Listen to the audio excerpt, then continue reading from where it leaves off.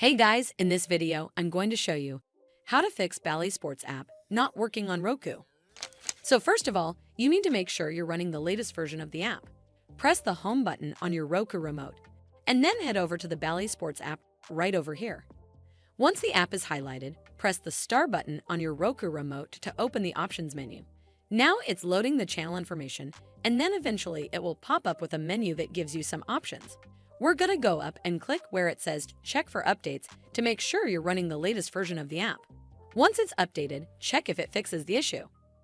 But if you still encounter this issue, then you need to hard restart your Roku device. So the first step is to turn off your Roku device using the remote.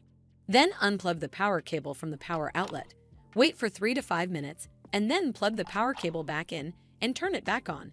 This should fix the issue, but if it doesn't, then you need to completely reinstall the Bally Sports app. From the home screen, head over to the Bally Sports app right over here. Once the app is highlighted, press the star button on your Roku remote, and then click on Remove Channel from the pop-up menu.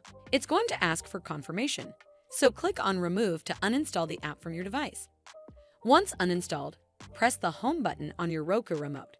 From here, we're just going to use our remote and scroll down until we get to where it says Streaming Channels, and then click OK on your remote.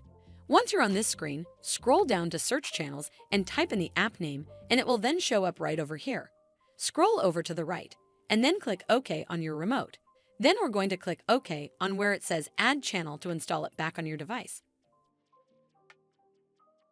Well, that's how you fix Bally Sports app not working on Roku. I hope you found this video helpful.